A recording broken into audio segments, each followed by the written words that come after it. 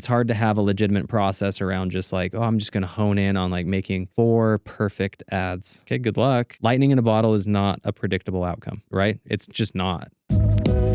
Yo, what's going on, everybody? Welcome to the Unstoppable Marketer podcast. With me, as always, is Mark Goldhart. And as always, he is on his phone looking at something. How are you? Oh, I'm doing well. Do you do it on purpose now? Because I call it out? No, I don't. Because he's not on his phone always throughout the podcast. It's just, it'll fall down in maybe 12 seconds. You'll put it down. Well, now I'm going to have to hold it on for longer than that. 13 seconds. No, I don't do it on purpose. I'm not mad about it. But It's just become a part of your brand now. I learned something new this week. I learned that I never knew what a truffle actually was. Do you know what a truffle is? Isn't a truffle some sort of fungus? Uh-huh. Yeah. Yeah, I didn't know what it was. Yeah. Because there's chocolate truffles, yes. Yeah. But it's made out of some sort of... It's a fungus. Fungus. Found at the base of trees. Yep. Like a mushroom. But is it... But not a mushroom. It's not a mushroom. Not a mushroom. And my parents brought back some honey and truffles from Italy. Okay. So it's like Tasty? a jar of honey with truffles, like a little truffle mixed in. Yeah.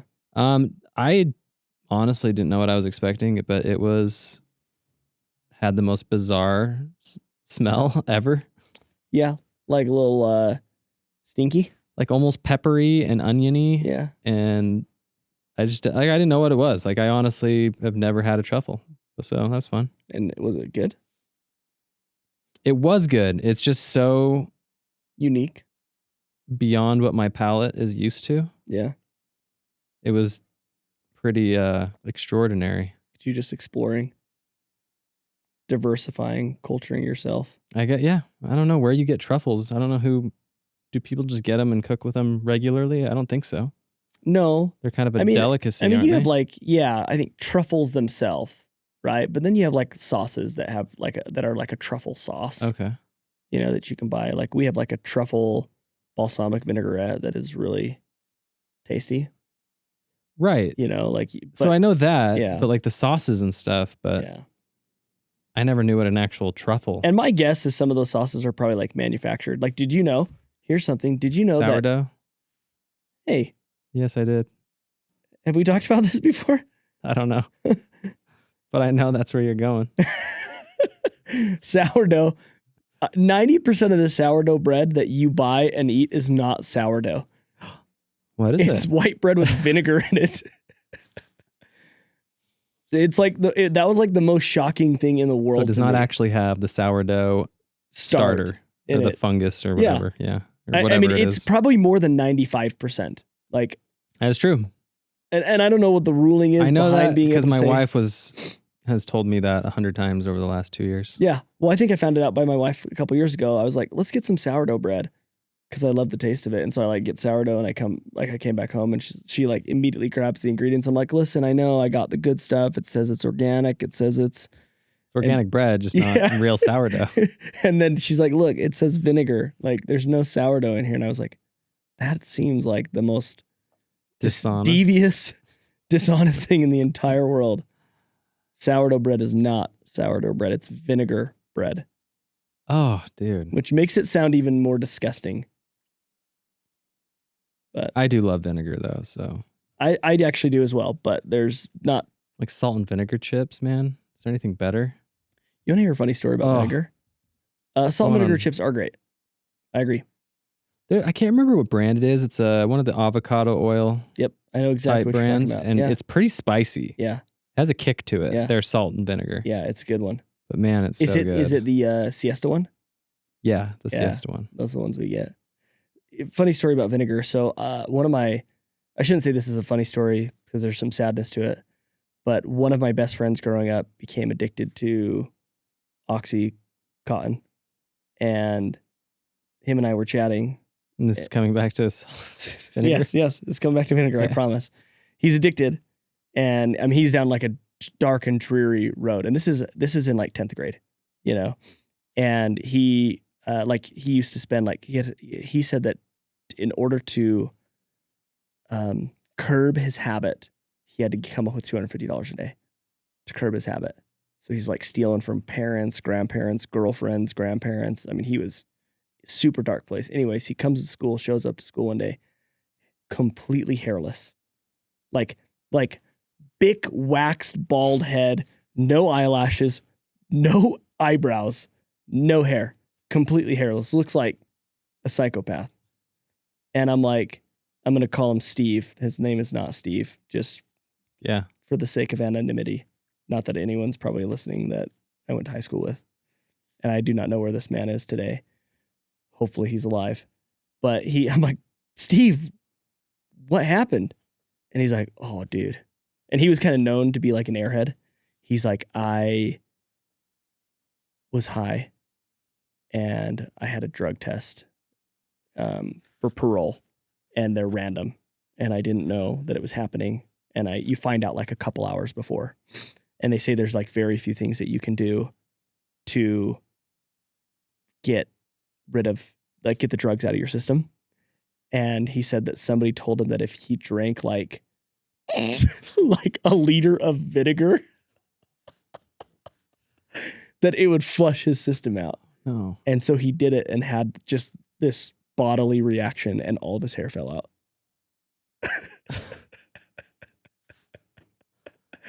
Oh, don't do drugs, kids. Don't do drugs, ladies and gentlemen. So sad but funny story. Unreal. I actually think his life is good. That one I do know. He is, I think, on a better path to life. Good. But yeah. Crazy. That's what vinegar. Vinegar. It's got the power to clean. Apple just cider about vinegar, anything. though, is...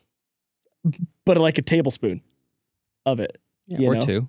Yeah. A couple tablespoons a day keeps the doctor away. That kicks, but any stomach issue you've got, go get some apple cider vinegar. And my grandpa swears by it. He's been doing it for his, like, the last 40 years. It helps with everything. Yeah. Everything. Yeah. It's the most nasty thing in the world. It tastes terrible. Yeah.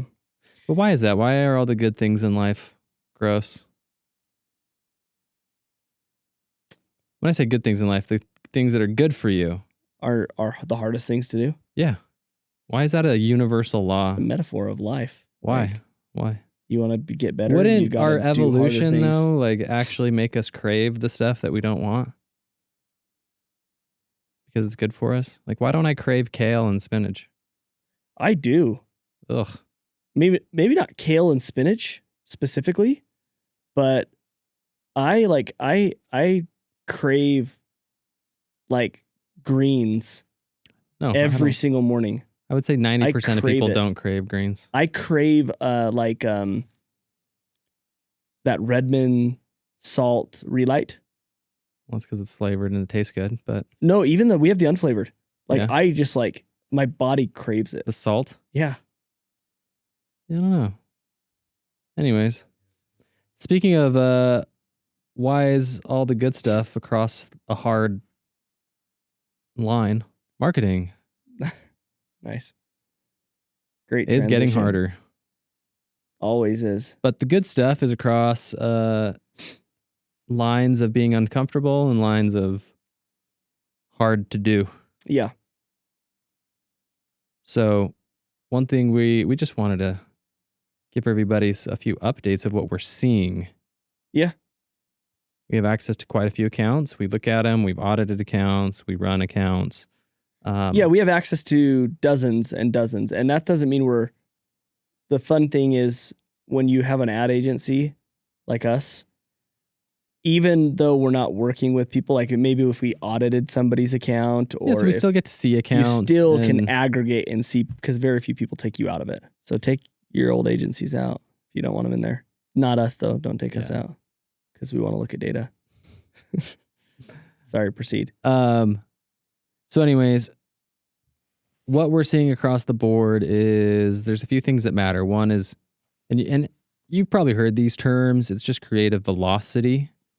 So velocity is what we deem as how often you're uploading creative, and creative diversity, which means meaning how different is your creative from each other. And that could be two different things I'm thinking of. That could be format-wise, video versus static. Well, I think people think of it as format. Yep. But what it really is context. Totally. Yep. So a testimonial ad versus a piece of UGC versus an old woman versus a young woman versus a content type. Yeah. Versus a unboxing. Yes. In a house versus a product usage on a picnic table versus branded outside. Content from an influencer or whatever. Yeah. So point is made.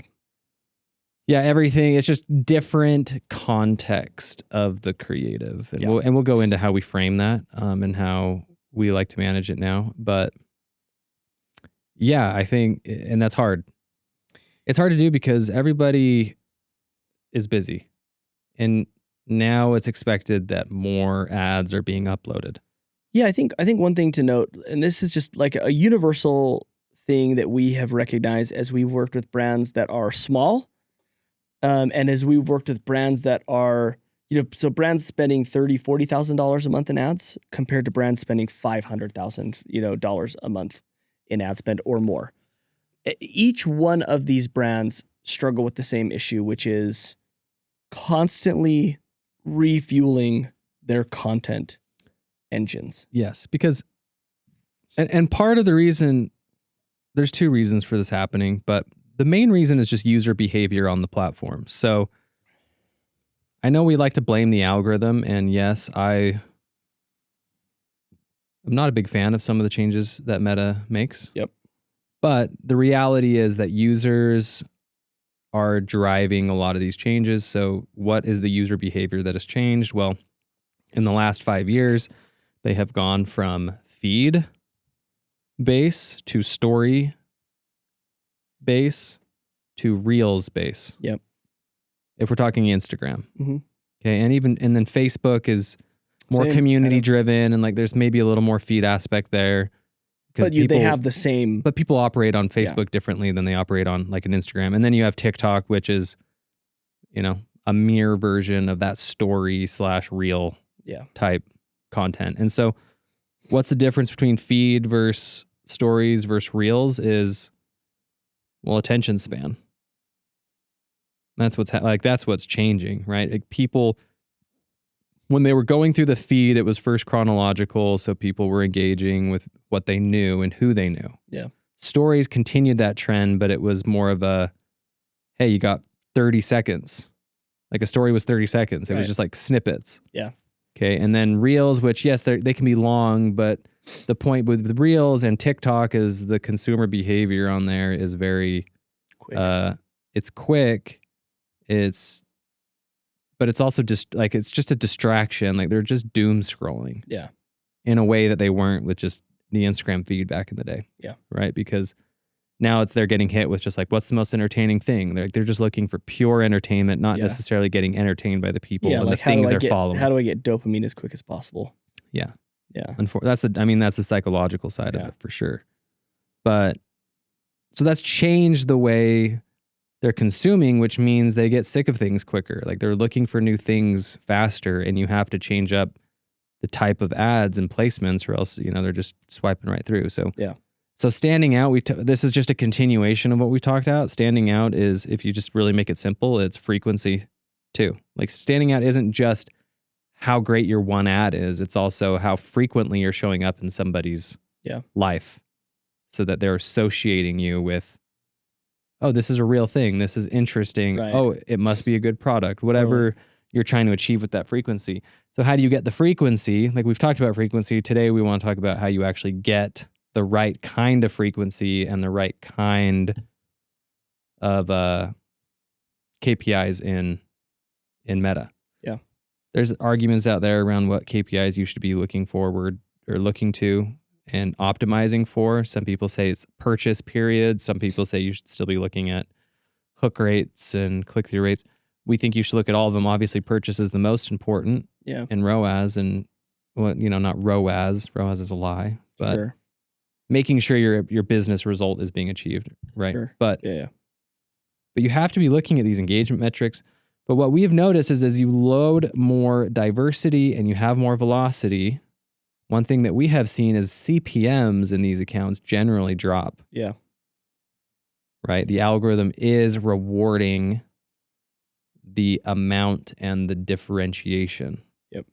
So not only are you getting better reach, which is what you're trying to do, you're also getting better CPMs. Yep. And better CPMs elicit generally lower cost per clicks, which generally can convert into better cost per purchases.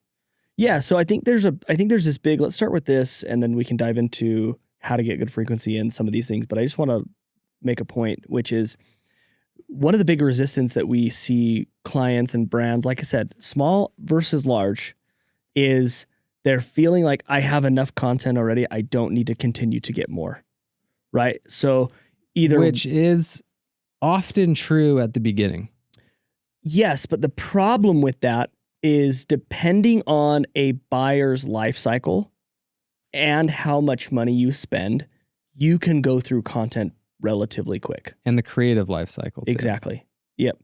So, and then I know you can kind of piece, you can take 2 different ads and you can put them together to have 3, right? That kind of stuff can happen. But I think what will happen a lot of times is brands will get a good amount of content in their content repository and they'll kind of just, whether they put a complete pause on it or they, rather than being at 100, going 100 miles an hour, maybe they're only going 20 miles an hour. So they're just like kind of slowly getting stuff in.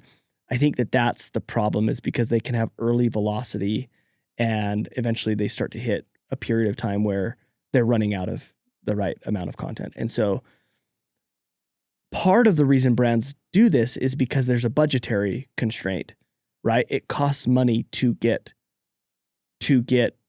creative. Mm-hmm. And a lot of times brands have a hard time tying dollars and cents to the creative that they're getting right now in this very second. But what Mark has just said and what he's laid out is like, it is a very common pattern for us when we upload a high amount of content diversity that we see CPMs lower. And if you lower your CPMs from $16 to $14, that's an insane, it doesn't seem like a big drop, but on the back end, when I say back end, I mean what your cost per clicks end up being to then what your cost per purchases end up being, as long as, website performance stays similar.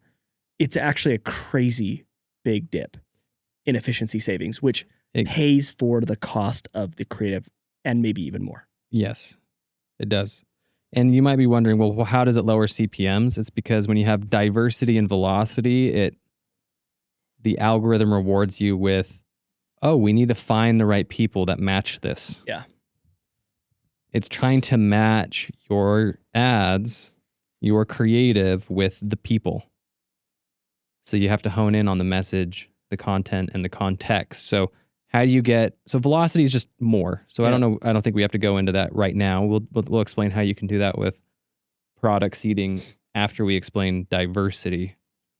So how do you get how do you get creative diversity?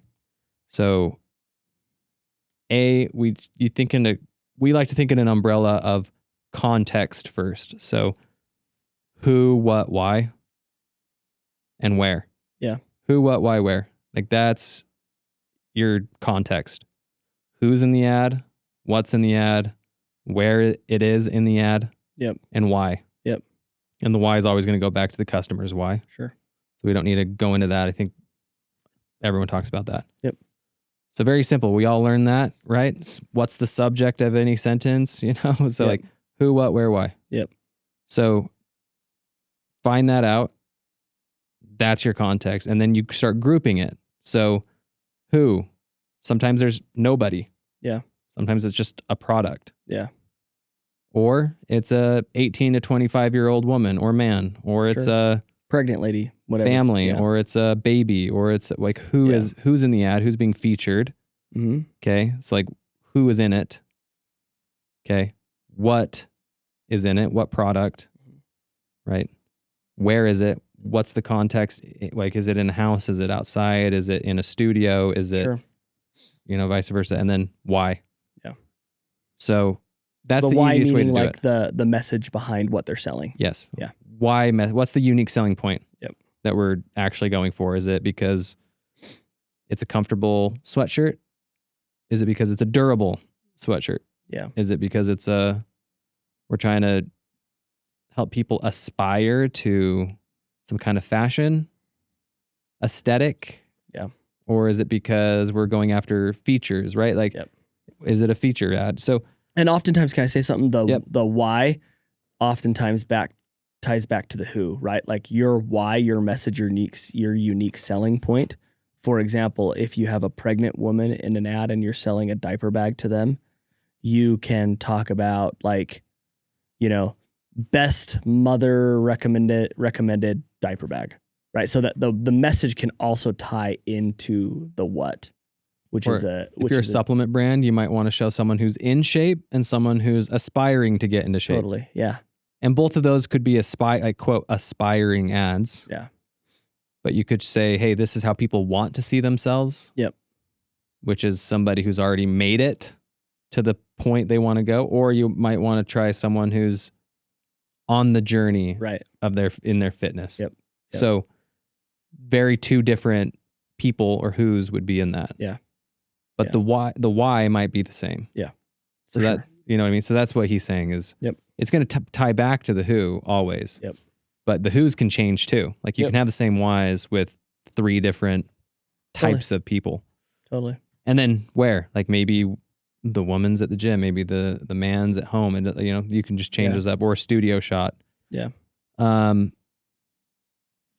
that's how you start. And then statics and videos are very different. So when you're looking at your statics, you're looking at what is the message.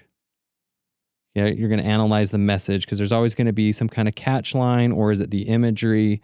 So you want to start categorizing that, and that's always going to go back to usually the why is going to be mostly associated with, okay, we're going after this feature. What's a clever way to showcase this feature? How do you do that? Yeah. Right. We're going to analyze big text versus small text, or feature point outs versus GIF. Yeah. So you start categorizing these, and then in videos the same way. We like to analyze videos though as basically hook, body, and outro. Yeah. Because your hooks can always be, and this goes with velocity, you can have one video be 5 videos. Yeah. By interchanging the parts of the video. Yeah. I want to try this hook that has nothing to do. Like maybe it's sometimes we play around with ideas of something silly, like someone doing a backflip. Some sort of meme-ish, backflip, then it like cuts into a product randomly, right? Yeah. So there's like kind of a random, just crazy type hook. There's product type hook. There's, a question type hook. There's a statement type hook. So you can start categorizing your hooks. And as you do that, you're going to start realizing like what actually gets people to consume the body of the ad instead of just glazing over. Totally. So that's how you start differentiating and categorizing and testing your hypotheses. Yeah.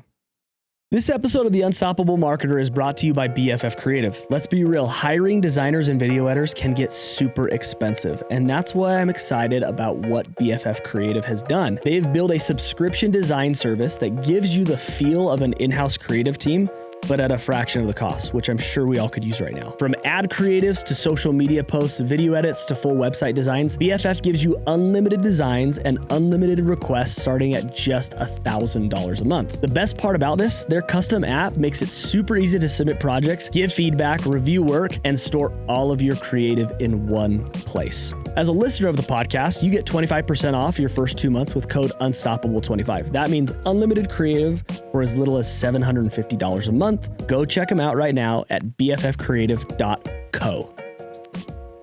So I think that one thing that you said that is interesting to me that I think is a note, we get a lot of clients and people who are only outputting video.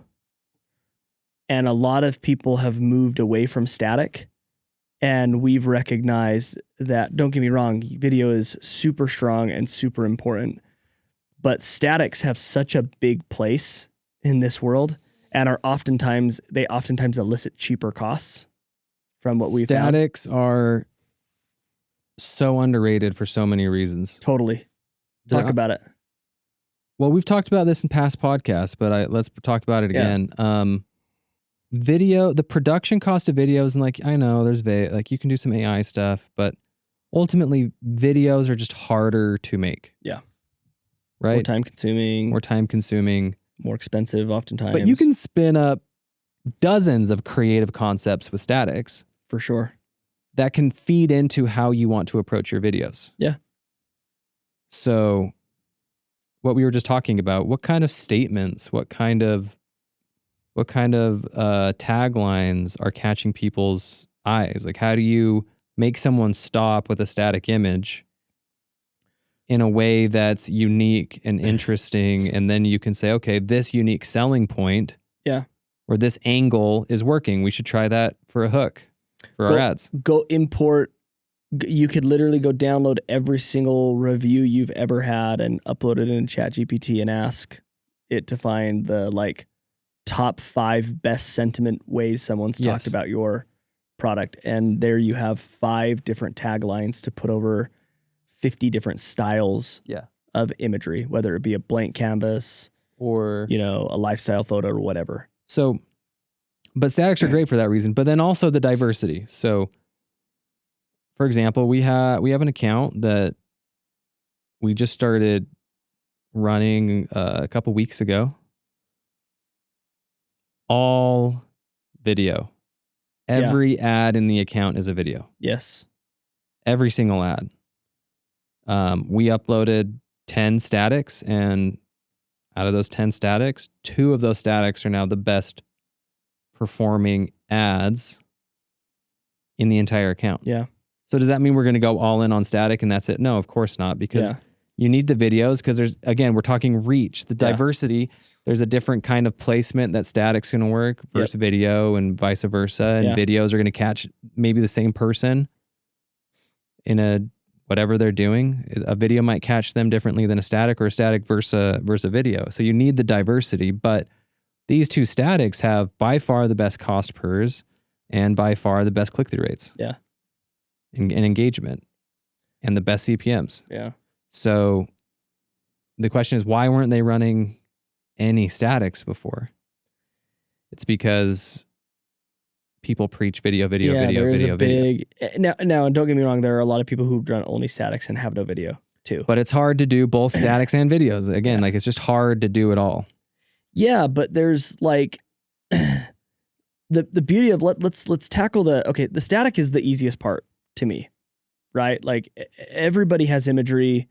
Not only that, but like you also now it's easier than ever to take a and it's been easy for a while. You can just take a product, right? Photoshop it out of whatever it is in. Yeah. And place it in a completely different setting. Well, yeah. So you can change the context of the static so much easier than the context of the video. Yeah, whether you have design experience or you're using ChatGPT. Even Canva, you can just do background removal. Yes, it's so beyond simple. But something that is super overlooked, and I don't know if I'm skipping ahead to maybe some other points you wanted to make, so feel free to cut me off. But like, okay, I'll cut you off. One of the things that we see that's super easy, and also has had some sort of stigmatism against it, has been on the video side of things. It is hard for brands to get video, because a lot of brands they get so worked up feeling like everything needs to be a little bit higher production. So everything needs to be in a studio. Everything needs to have a model. Everything needs to have a Pinterest board storyline of how we're going to shoot this. Like that's the opposite. They just go all in, and all they have is UGC. Yeah. But what I was going to say is the UGC side of things. It's like that is still such an easy option to be seeding product and to be getting user generated content to fill that engine. Like I said, you just never want to, even though you might have so much content, you just never want it to deplete.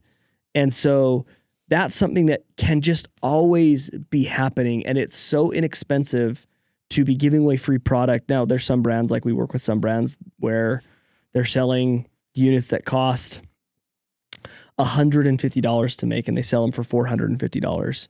Like that's a little bit more expensive, but a lot of times brands like that, they won't charge you or creators like that oftentimes won't charge you because they just want the product so bad, as long as it fits within their niche. Yeah, and it ends up being, oh, you're getting actually... They're getting a $450 value versus oftentimes they'll charge you like $100 to $200 for a UGC video. Yeah, and I was going to say, look at the cost per video. Yeah, exactly. And so that's the metric you want to start looking at. So you could end up getting maybe 2 or 3 videos for the price of $150, which ends up being really, really cheap. Which is how we like to look at seeding. Yes. Because there's partnership opportunities that arise and some branded content ads and Spark ads and all that, and that's wonderful. But just baseline, when you're seeding and working with people and just getting your product out there, it's creative, it's what would I be paying for videos anyways? Yeah. For UGC videos. Totally. Good ones. Yeah. Or even in-house, if I was creating these myself, right? Like, what's the time, what's the cost? And you'll find if you do it right, it should come out to cheaper. 100%. It's actually cost effective for content. And you're talking like can I just add one more thing with UGC and seeding is it is also a great way to change, again, the context. I know it's all UGC. Yep. Right? But there's different types of people. And if you're seeding and doing it right and prospecting the right way, it's a great way of changing the who's. Totally. And the wheres. How they talk about it. And the whys of those videos. So now you have 4 videos with 2 very different types of people and 2 different types of places. One's always in their kitchen. One's always on their patio outside, or one's whatever at a lake. Right. So it's the easiest way to also start switching up the who's in your ads and the whys and the wheres. And just giving yourself a bigger diversity of exactly what you're saying. Yeah.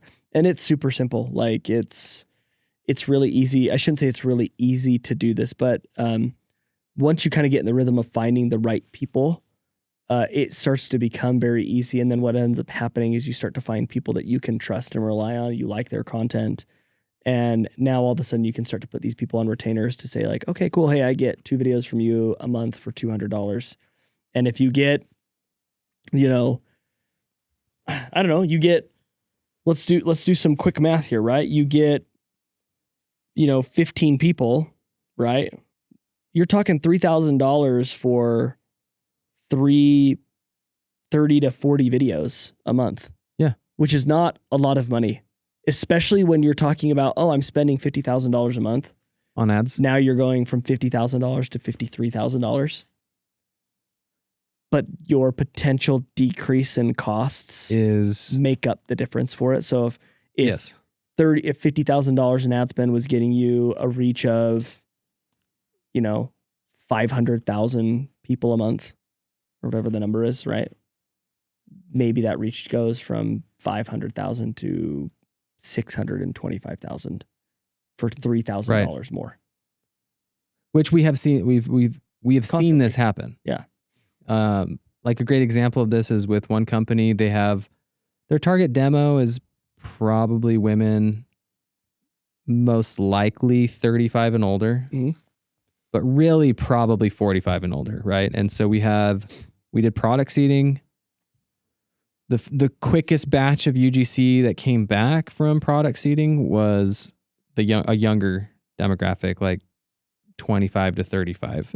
But then we got a batch of, here's another woman, 55, and she's very like 55 and older. And then we have another one who's more in that 45 range. And all of a sudden you're seeing that 55 and older one take off, and the conversion rate is taking off too. Yeah. And so now you're reaching out to only people and in that CPMs have space. dropped as we've uploaded different types of ads.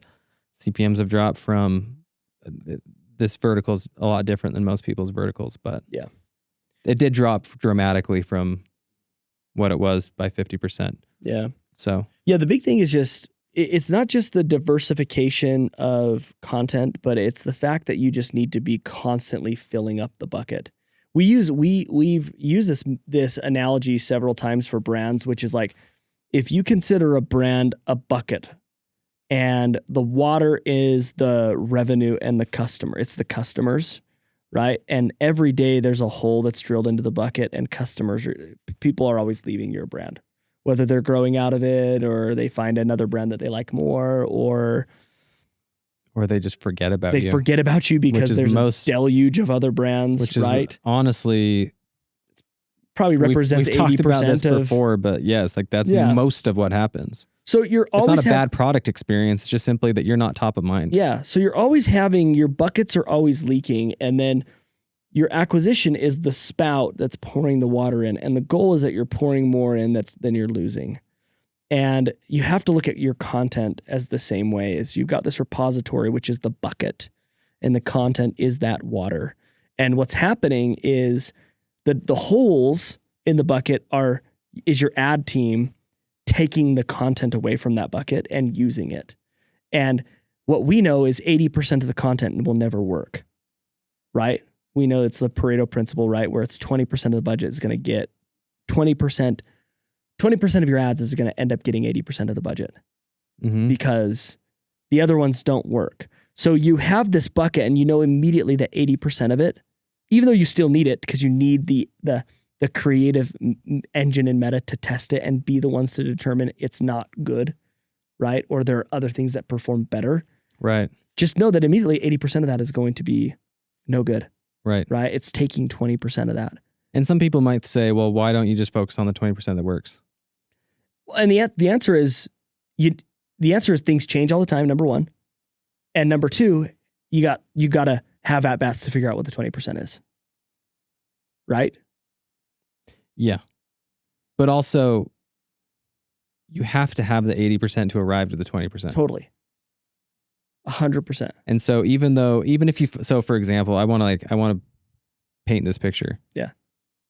If you have 100 ads and 20 are the best performers and you iterate and you're trying to make better ones, you're still going to have another iteration of 100 ads and 20 will end up being the best performers. Yes. Even though you got better. Yes. Absolutely. So yes, that's the at-bats principle. So you have to have the at-bats. And it's hard to create a legitimate process around you need the at-bats, and it's hard to have a legitimate process around just like, I'm just going to hone in on like making 4 perfect ads. Okay, good luck. Yeah. Like you can try to capture lightning in a bottle, and it can work sometimes, but we've seen brands fall into that trap and it fails far more often than it succeeds. Totally. So if you actually have a process, again, like what is the point of advertising? What is the point of creating processes? It's to create predictable outcomes. Yeah. Lightning in a bottle is not a predictable outcome. No. Right? It's just not. And that's what a lot of people fall into. You can shoot for those, right? I think everything that's part of everything you at-bats. create is meant to do that. London Lazarson talks about this all the time, right? Like he's always trying to make something go viral. He's always trying to make something go viral, but he's got the at-bats, and guess what?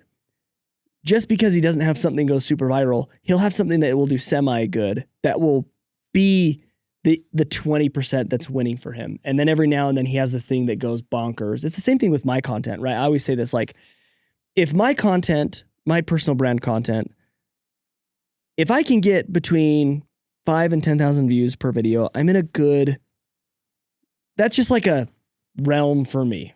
Okay. That just average works for me. And then if I can have 3 to 4 videos a month that gets that 30 to 50,000, I'm in a really good spot. And then maybe once every 45 days, I'll get this 300 to 1 million view. And so you can try to create that way, but you're really trying to figure out what that middle ground world is. That's what I'm trying to work my way up to. Yeah. I love the analogy of at-bats, and there's a lot of sports analogies here, but if you're thinking about just at-bats, your best hitters aren't going out there and just trying to swing for a home run. Yeah. Right? What are they doing first? They have very clear, or like let's take golf, right? When you're golfing, the best golfers in the world, they don't go out there and they're not just swinging out of their shoes every time. Yeah. They are trying to create a consistent, predictable outcome. Yeah.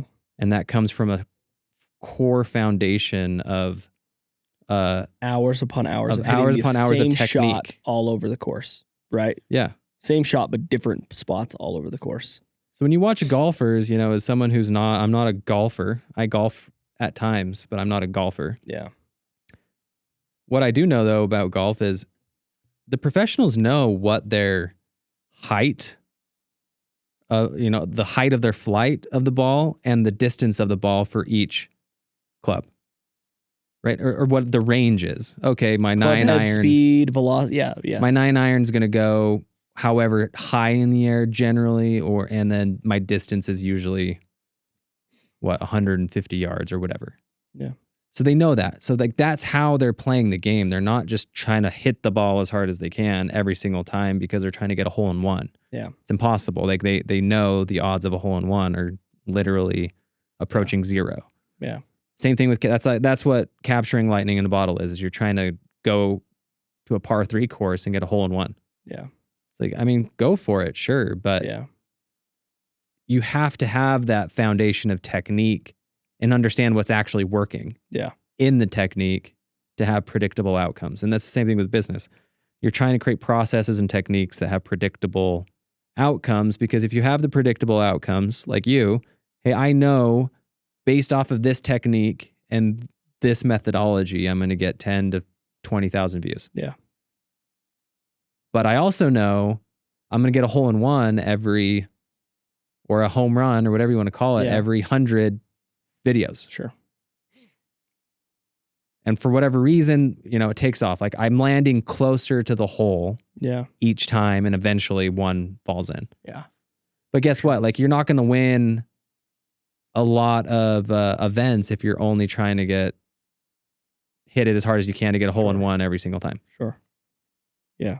100%. Because good luck getting a hole in one on a par 5, obviously. Yeah. So it's situational. But the same thing in business. It's all situational. Like you got to realize where you actually are as a company and what your production actually is. Yeah. So the TLDR, going back to the whole purpose, we've gone down this analogy path, is like, it was Mark asked the question, well, why not optimize off the top 20? It's like, yes, that's what you're always doing, but you're always going to have a top 20 from the new top 20, from the new 100 ads that you created. Mm-hmm. And so that optimization process never stops.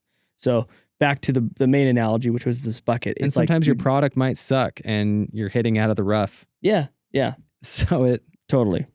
So you just need to understand where you actually are. And you need to be filling that bucket of creative. Yeah. A really great way to do that is UGC. We like it. The reason why it shouldn't be everything. The reason why we like it is because it's other people talking about why your product is good. And that just naturally, even though it's an oversaturated form of ad content, is still a better form of content than me as the founder saying, this is why my product's better than yours. Right? It just is. People trust Although it. you as a founder getting on and saying that is a lot better than not, I guess. Just showing a product. Sure. Yeah, and you don't have to say this is why my product's the best. It's more of like, hey, this is why I built this product.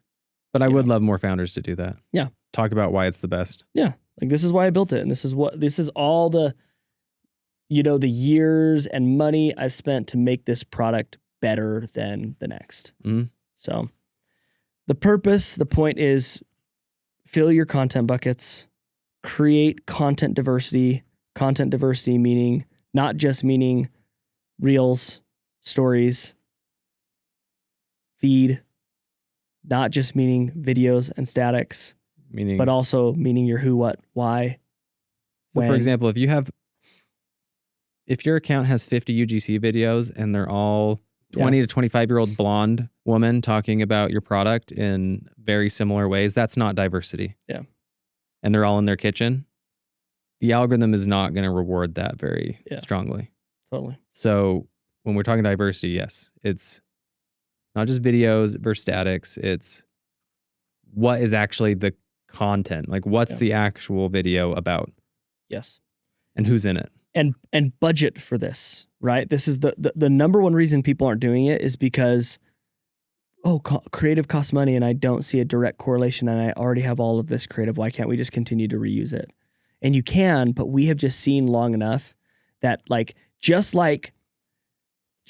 content is very similar to products, right? Like I can't tell you how many times we've worked with brands where they'll be like, oh, I have so much of this in stock. Why can't you go sell more of this? And it's like, well, people don't want it. People don't care about that. People don't want it. Like, you can't sell something people don't want at the efficiency ratios you need to in order to not lose money. It's the same thing with content. Oh, I've got all this content, just keep using it. Well, sometimes that content doesn't work, right? So it doesn't matter how much content you have. If it's not good, if it doesn't work, then it's not content you should continue to be creating ads around, because then you're just wasting money, right? It's the same way as bad product or product that just is not as good at acquiring customers. So budget it out. I think that, good budgets for something like UGC could be anywhere from $3,000 to $6,000-$7,000 a month, depending on how many videos you're trying to get. I think anywhere from the $100 to $200 cost per video is not a bad cost for what we've seen. So yeah, just think about how many. Okay, like what can I output versus what can I get from other creators? It's a pretty easy calculation, and it's a pretty easy for you to sit down and say, okay, cool, I know I can get 30 videos a month from content creators. I'm going to pay, $300 or $3,250 for that. I know I, as a founder, can put out maybe 5 videos a month, and my team has unlimited static amounts. Boom. You just planned out what a content strategy could look like for a month for you that you could then give to your ad team to start. I mean, that's over 60 ads right there. Yeah. And I can tell you right now, 90% of you are probably not uploading anywhere close to that many ads in a month. No. If you did, you might start to see your cost. And now is the time you want to see your costs start to dip as we're getting into Black Friday. It's harder to do. But no better time to get loyal customers to come repeat buy in November. Yeah, exactly. Which we need to do a Black Friday episode here. So maybe... Yeah, we do. Maybe next week, maybe in the next couple weeks, we'll have an episode come out. Black Friday, stay tuned. Let's do it. We can talk about maybe best practices, things that have worked really good for the last couple years, and then maybe some predictions on where we feel like Black Friday opportunities might be and what other brands might be looking to do as well. Because it's all about standing out and doing something a little bit different. Awesome. Okay. All right, guys. Thank you so much. Velocity and diversity, everybody. Yep. All right. See you guys next week. Adios. Thank you so much for listening to the Unstoppable Marketer podcast. Please go rate and subscribe the podcast, whether it's good or bad. We want to hear from you because we always want to make this podcast better. If you want to get in touch with me or give me any direct feedback, please go follow me and get in touch with me. I am at the Trevor Crump on both Instagram and TikTok. Thank you, and we will see you next week.